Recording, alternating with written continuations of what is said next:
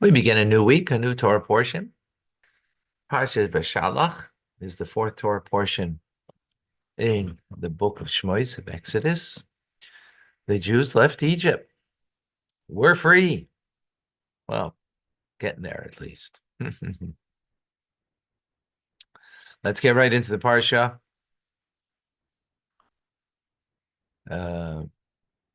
It is.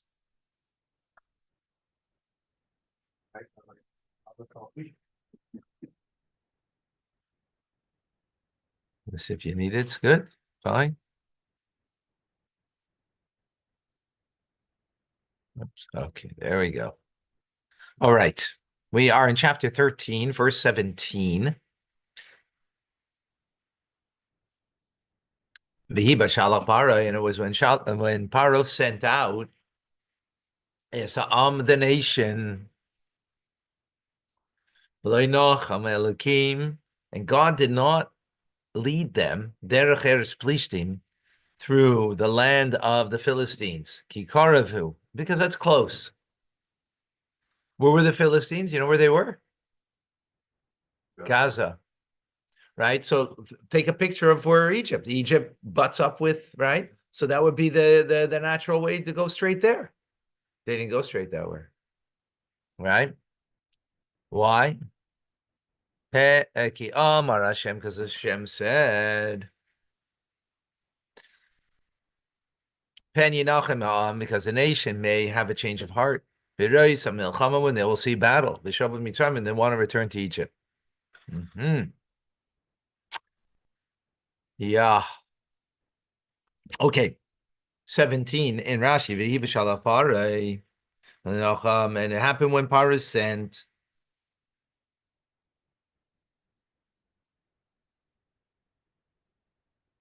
What do you mean Parah sent? Here means that he, what does that mean?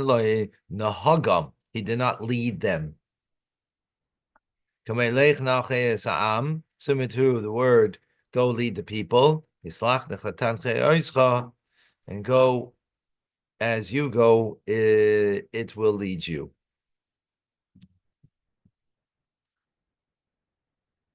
So the word nacham it actually means comfort. Like hamokim yenachem eschem, right? Menachem means comfort. Nachem means to comfort, right? Huh? That's why it was up there. Yeah. So, so what does it mean over here? Right. So Rashi says it means to lead over here.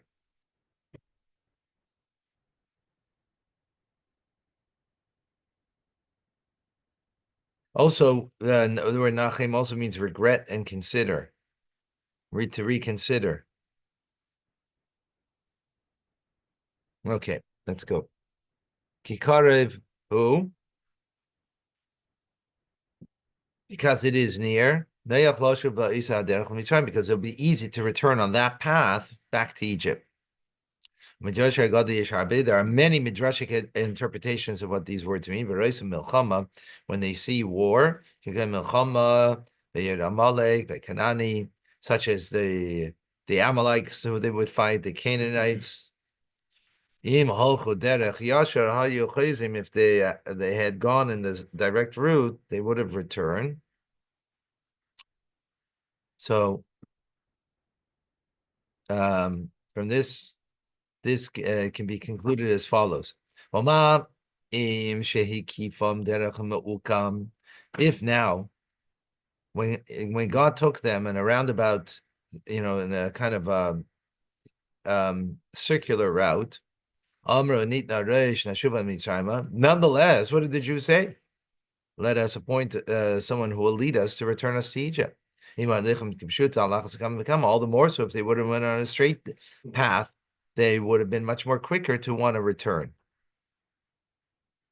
Pen Yenachim. Next Rashi, perhaps the people will reconsider. So you have the word here, Nacham and Yenachem, in the same word, right? Nachem means to lead. Yenachem perhaps to reconsider. Yachshav machshava al shiyatsu. for they have second thoughts about the fact that they went out of Egypt. You know, they and they will set their hearts to return. Okay.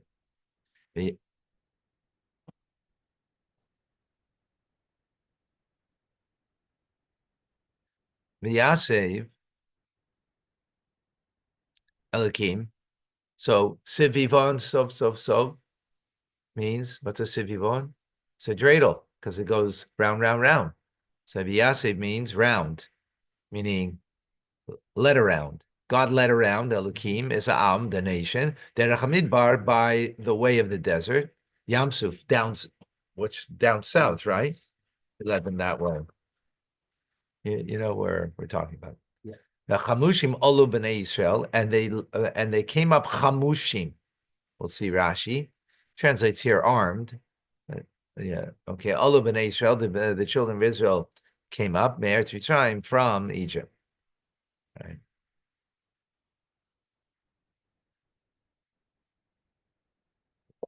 Rashi V'yasev, and God took the people around. He took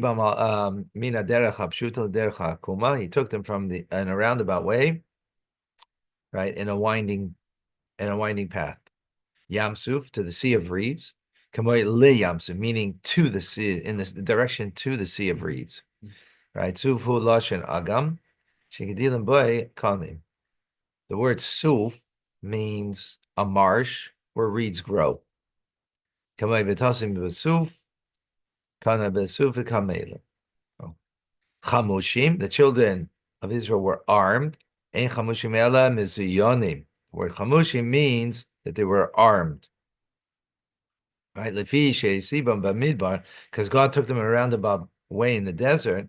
Garam lehem sha'olu chamushim. He caused them to have to go up armed. She'ilu hayaderach yoshu. Because if they were in an inhabited route that they traveled, lahayu chamushim lahem kol ma shetrichim. They would not have been.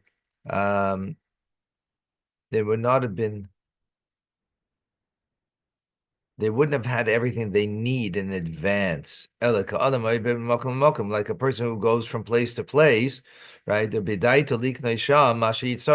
goes to the place where there's an habitation of people, right? To get all his needs.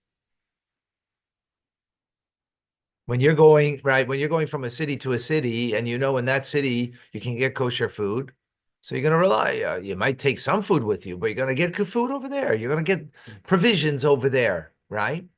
But if you're going into the desert, you got to stock up a lot of canned tuna, right?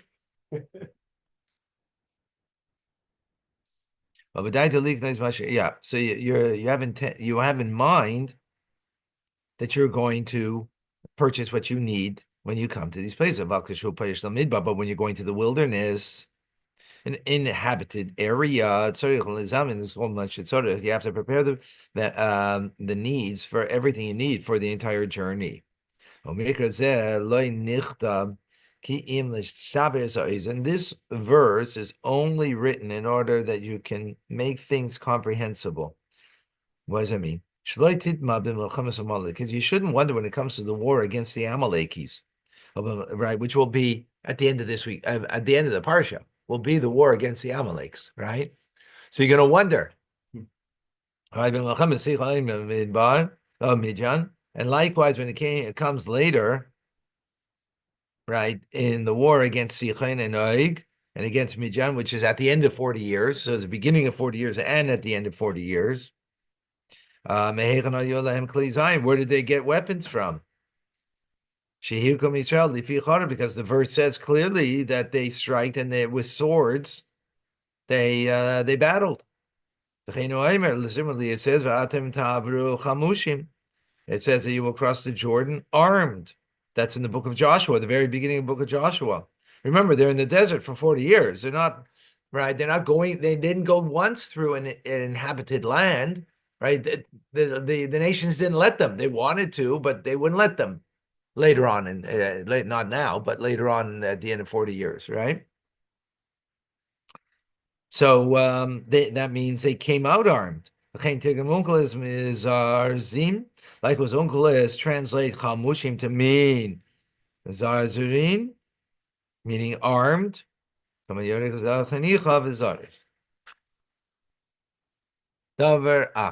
he gives another explanation. So this is till now we was just explaining why they had to become armed, because God had in mind initially, as the previous verse said, He's taking them, down into the desert. He's not taking them straight across, right? No, and the alternative explanation, chamushim, means from the word chamisha. Chamisha yotza, meaning 1/5 of the Israelites departed from Egypt. The 4/5 died in the 3 days of darkness.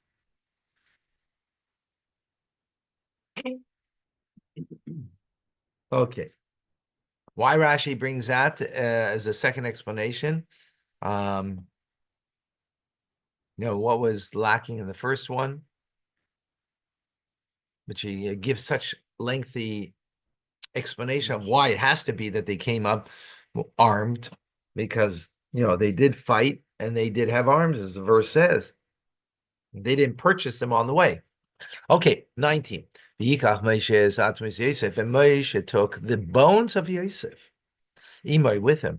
Why? Because of oath. It was an oath as Bnei Israel upon the children of Israel, or saying, that when God will remember you. The word Paked has many meanings. Here in this context, remember, Eschem,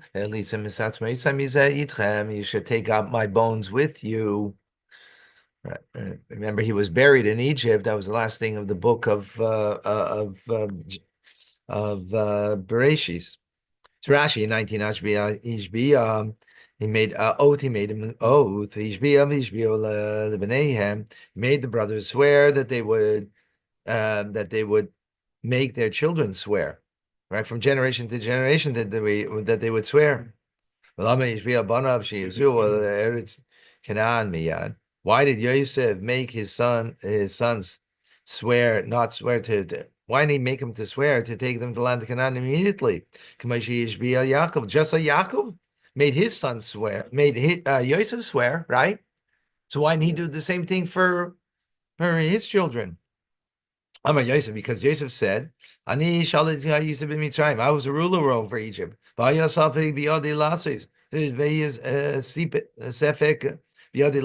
had the wherewithal that I could carry out the oath and bury my father. I was the second in command. But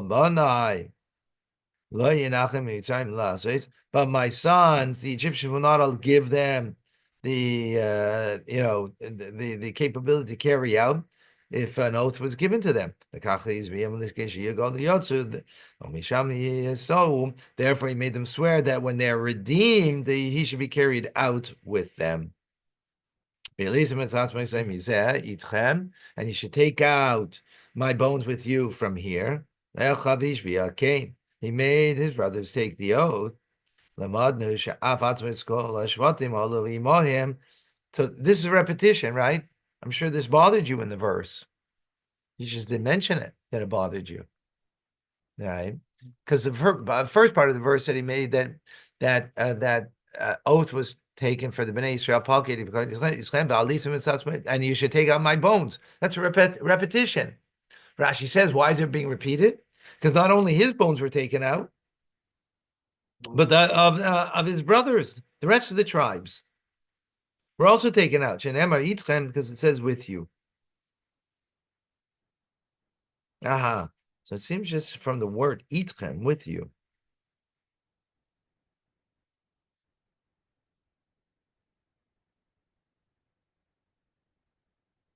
Okay. All right. 20. We're good? And they traveled from Sukkot, right? First they went from Ramses to Sukkot. Now they encamped Be'esan and Esan, Biktsei Hamidbar, at the edge of the desert, down south, right? Because remember, that's where they're going.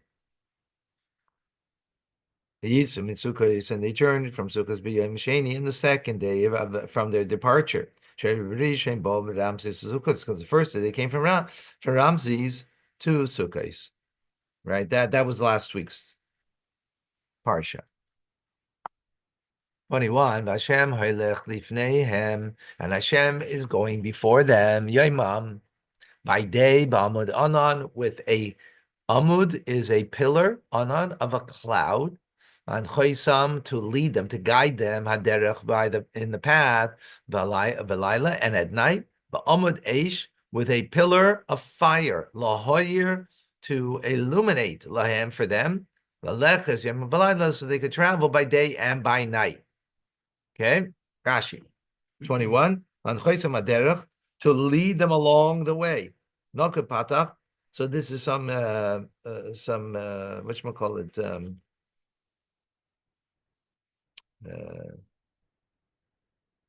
teaching us the vowelization of when it's written with a patach, so it makes it in the causative. Who kamay choisam lan choisam just showing different examples of that the word means over here led, to be led, right? Okay, it's grammar. And who is the emissary that's leading them? Amadanan, the pillar of cloud. HaKadosh Baruch Hu. God himself and his glory would cause him to go lead the Israelites. As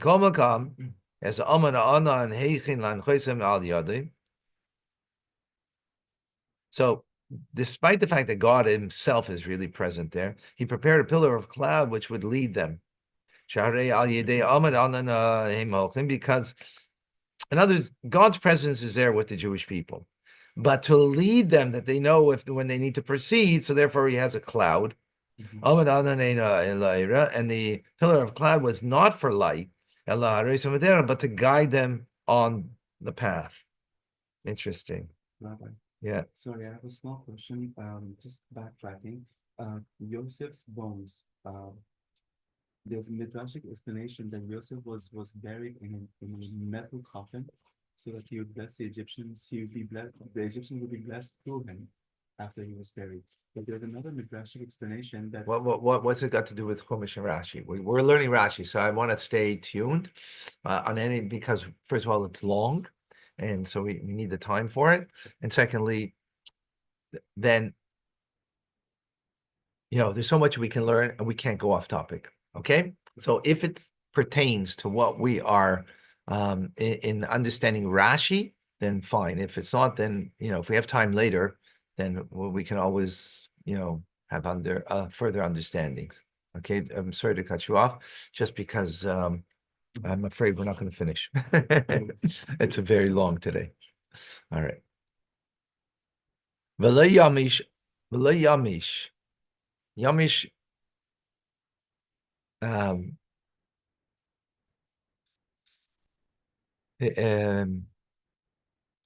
Remove, new word. Amud ha'anan, the pillar of the cloud, yoimam by day, ba'amud ha'esh, and the pillar of fire, laila by night, lifnei ha'am, before the people. Okay, Rashi. In 22, but la yamish. He would not remove, meaning HaKadosh Baruch Hu, meaning God, would not remove as amud ha'anan, yamam, amud ha'esh, laila, the pillar of cloud by day and the pillar of fire by night. Magid, what does this tell us? It means to say that the pillar of cloud would overlap with the pillar of fire. And the pillar of fire would overlap with the light of the pillar of the cloud. That before one would set completely, the other one would rise. Right? So it's almost like, the sun is setting, well, the moon is there already. You got to be there, right? Okay. So now we go into chapter 14, verse number 1. V'yidaber Hashem el Moshe lemor, and Hashem spoke to Moshe, saying, Daber b'nei Israel, speak to the children of Israel. V'yashuvu, turn. You got to return. V'yachnu lifnei pi hachiros, and you should dwell before pi hachiros, which is bein migdal, between migdal ubein ha'ayam, and between the sea. Lifnei Baal Tzafain, before Baal Tzafain, el hayam. You must encamp opposite, facing the sea. Right? This is all getting ready for what? The splitting of the sea, which is going to be, right? This is, I don't know if this is the third day. Yeah, this is the third day, as we'll see in a moment. What happened on the seventh day is when the sea split. So this is all in that prep. Yashuvu, and he let them turn back, la'acharehem, to their rear. The Tad Mitzrayim, hayu makrivim, they were approaching closer to Egypt. Kol Yom HaShlishi, the entire third day after their departure. Kidei lahata. Why? This was in order to mislead Pharaoh. Now, they went further south. Now they're coming back up a bit north, right? So this was to mislead Pharaoh, that he would say, that they got lost on the way. As it says, in fact, as Pharaoh said about the children of Israel. Oh, we'll see that in the next verse. Okay, and they encamped before pi achiros, who pisaim, which is pisaim. But now it's called pi achiros. Hashem shenasu sham b'nei chayrim. Why is it called pi achiros? Because there the Israelites became free. And chiros comes from a cheros. Cheros means free. And they are two tall upright rocks. And the canyon between them is called the mouth of the rocks. Okay. Lifnei Baal Tzafain, before Baal Tzafain, who Nisham Mikol Elahei Mitzrayim. This alone remained as of all the gods of Egypt. In order to mislead the Egyptians, that they should say, Kasha Yerasam, that their deity is durable. And regarding the continued existence of Baal Tzafain, Job said, Masgi legoyim viabdim. He leads the nations astray and destroys them. In other words, there was one deity of the Egyptians left, right? Their sheep was destroyed. The Nile was, turned into blood. The frogs came from it, and so on and so forth, right? But here's a deity that remained, right? Baal Tzafain, in order that they should say, one of our gods is alive and well, right? So in other words, they still didn't lose hope, right? And that's going to give them the empowerment to come after the Bnei Israel. It's a setup. And Parah said concerning the Israelites, the Bnei Israel, Nevuchim, they're trapped. Eretz Sagar Aleihem, because the land is closed upon them, Bamidbar, in the desert.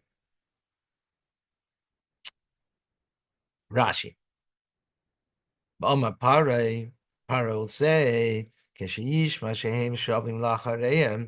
he will hear that the Bnei Israel are returning to their rear, the Bnei Israel concerning the children of Israel, 2 it says, right? So the lamed over here, 2 or 4, right? It means in this instance, al Bnei Israel, concerning, about the children of Israel. Okay, we see often in other instances that the lamed is a prefix that usually means 2 or 4, but in some instances means in reference, upon. Hashem yilachem lachem, as we see that when Hashem will wage war on your behalf, yilach, lachem, not to you, but on your behalf. Amar li achihu, say about him. Okay, just give me different examples. Okay. Nevuchim heim, they are nevuchim. They're stuck. They're confined. Loyim v'shukoyim. They're locked up and embedded. Or balaz, in an old French, serir. Serer. Serer. Okay. Kamoy nifche yam. Also giving an example of the straining barriers of the sea. The emek habacha. Again, different examples of where it means kind of locked up and confined. In bechid naharais, nevuchim heim. Where do you know the word nevuchim is the Rambam wrote no, oh my gosh.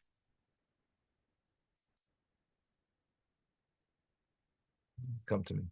Sefer Nevuchim. Okay, that's what. Yeah, it's called the book of the confused, confined, restrained. Meaning people are mixed up. Okay, v'chizakti, and I will make chazak, right? Chabad Zichr Kadeshim, right? Meaning I will strengthen. I will, here in this instance, make stubborn as lave para the heart of pare. And he will chase after them, pursue them. And I will become glorified through Pharaoh, and all of his army. And the Egyptians will know. This is the final thing, that this is what's going to make it clear to them. That I am Hashem. And they did this. They did this?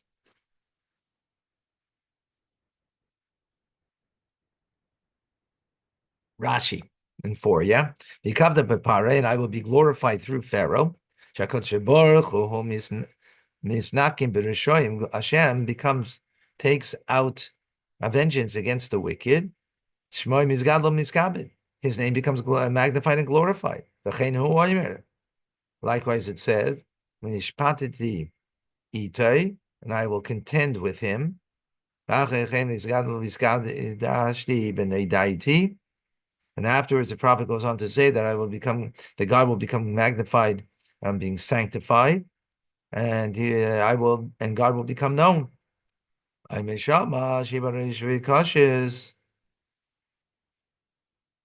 in the feet of Sancheriv, it also says that God will become known in Judah. Okay, just showing the idea of through the wicked that God becomes glorified. So it'll be through Pharaoh, next Rashi, and through the entire army. Why does it say Pharaoh first? Because he initiated the sin, enslaving the Israelites. So therefore, the punishment begins with him. Right? What does this mean? And they did so. Who did so? Who did so? Let's see Rashi. They did so. First it says they did so, not he did so. Right? Lahagit Shivchan. This comes to tell us the praise of the Israelites. Sheshamu L'Kol Moshe, that listen to the voice of Moshe. But Lo Yamran, they did not say Hayech Niskariv El Reifenu. How can we draw close to our pursuers? By moving back in the direction of Egypt. We need to run away from them. Remember, they're going backwards, right? So what would it be naturally for the Israelites to say? Hey, we got to run away from our pursuers. Why are we running back? Why are we going back towards them? They didn't say that. They didn't do that.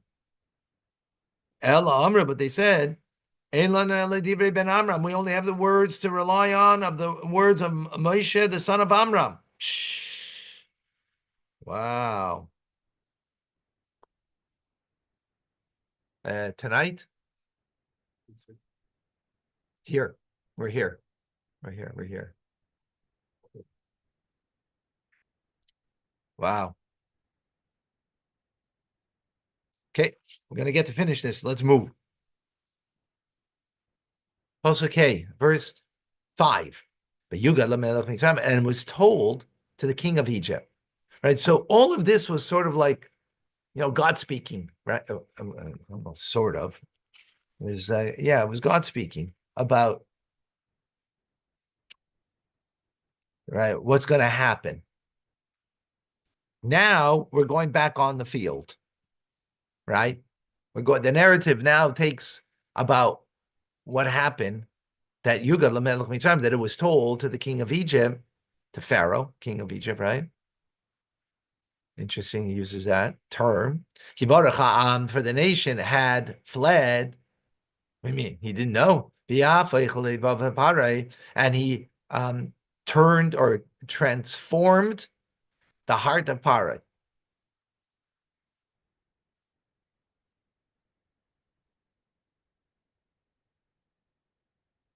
And also his servants. All of a sudden, they all had a change of heart.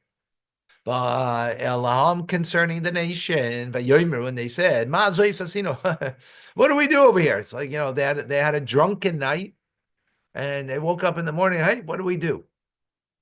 That we sent out the Israelites from our service. Rashi. So what does it mean, Viyugad? And it was told. Who told them? Who snitched? And it was told to the king of Egypt.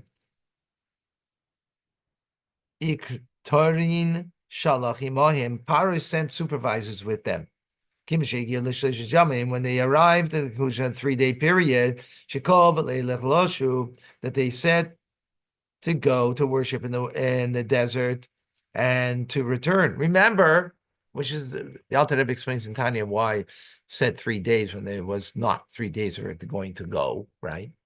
We're not going to deal with that now because we're learning Chumash and Rashi. So 3 days. So he sent people with them, supervisors, to come and make sure that they're going to come back after 3 days, because that's what they said. They're going out to worship in the wilderness for 3 days and then return. But supervisors saw that the Israelites were not returning to Egypt, even though they kind of went back. They came on the 4th day and told Pharaoh, and on the 5th and 6th day, after their departure, the Egyptians pursued the Israelites, the Jewish people. And on the 7th night, right, beginning of the night, they went down to the sea. In the morning of the 7th day, the Israelites said the Song of Songs, Oz Yashir, right, which is the 7th day of Passover, by the way. That's why we read on the 7th day of Passover the Az Yashir. Whoa! What does Rashi tell us all of this to teach us that, hey, guys, you get this? How does this make sense? Why does Rashi tell us what we're doing on Pesach? Not even Pesach. And it's what's it got to do with the Parsha and understanding the verse over here that he tells us all of this. Okay, good question. And the heart of Pharaoh and his servants was turned, transformed from what it once was, because Pharaoh said to the Israelites, because he said, by the 10th plague, arise, go forth from my people. But also the heart of the servants was turned as well. Because in the past, they would say to Pharaoh, how long is this going to be a hazard, a difficulty for us? Right? That was even before the 10th plague. I have to see which verse. I don't remember which plague that was. But now they had a change of attitude and they pursued the Bnei Israel. Why? On account of their property that they had lent the Israelites. Remember, they gave them property. They gave them a lot of wealth. So they wanted that back. Last Rashi in 5, Me'abdenu, from serving us, Ma'abadesanu, from working for us. In other words, both that they wanted them back as slaves, and also they took a lot of wealth from them and they wanted it back.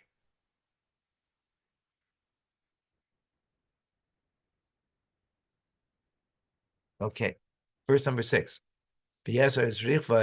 And Pharaoh, he harnessed his chariot, and he took his people with him. Rashi. He harnessed his own chariot, he himself, right? Which normally a servant would do it, right? But yeah. And he took his people with him. What does it mean? He persuaded them, come, let's go pursue the Israelites. We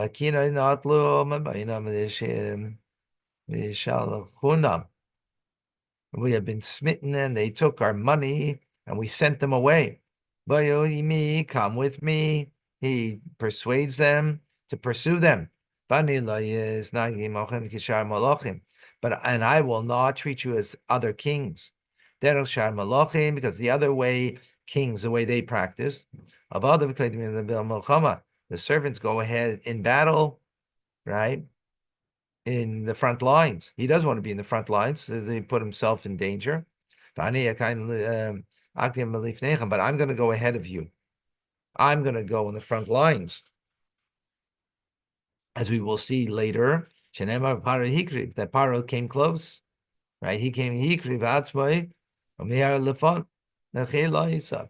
brought himself close and hurried ahead of his troops. That's one difference, right? A second difference is so Parah continued and said that the practice of other kings is that when you take the plunder, the king gets the first and the best choices, right?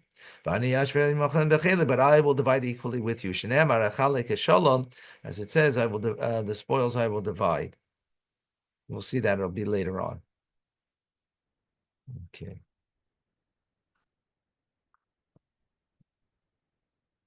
Verse number 7. And he took 600 choice chariots. Bocher. Sorry, Bocher means choice. Bachor is firstborn, right? Choicest. Chol rechav Mitzrayim v'shalishim al kulei. So 600 chariots of Egypt, the best, and officers in command of all of them. Rashi. 7. Bocher nivchorim, the choicest ones. Bocher lashon yochid. It's in the singular form. Each one of the 600 was the choicest. Every chariot of Egypt, and along with the 600 choice ones were also the rest of the chariots. Interesting. Right, because the verse says he took 600, and then it says all of the chariots, right? So 600 were of the best quality, and then he took the rest also. And if you will say that they came from the Egyptians, Harei Ne'emar, as it's been said, Yamas called Mikne Mitzrayim, and all the livestock of Egypt died. And if you'll say that belonging to Israelites, Harei Ne'emar, that we will take all the livestock with us. How did they get the horses to ride them? Right? How did they get the horses to ride them? Talking chariots. Chariots are ridden by horses. The livestock of Egyptians that died. And the Israelites took their livestock. And they even took whatever was left of theirs. And so then who were they? Dvar Hashem. There was those who feared, the Egyptians who feared the word of God. From here, Reb Shimon would say, during wartime, when it comes even to the best of the Egyptians, kill him. Oh, there's an amazing sikha from the Rebbe on this. The best of the snakes crush their brain. This is a very cryptic expression over here, which we're not going to go into now.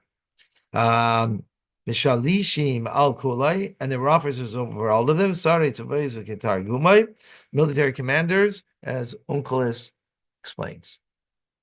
Last verse, Hashem is late Parai, and Hashem, he hardened the heart of Pharaoh, Melech Mitzrayim, the king of Egypt, Yud Achrei Bnei Israel, and he chased after the children of Israel, Bnei Israel, Yitzim B'Yad Rama, and guess what? The Israelites, the children of Israel, the Jews, are leaving B'Yad Rama with an upraised hand, meaning triumphantly. Rashi, Hashem is late Parai, and Hashem strengthened the heart of Parai, Shaya Teleim L'Daifim Law, because he was vacillating between whether to go after them or not. So God strengthened his heart that he should pursue the Jewish people.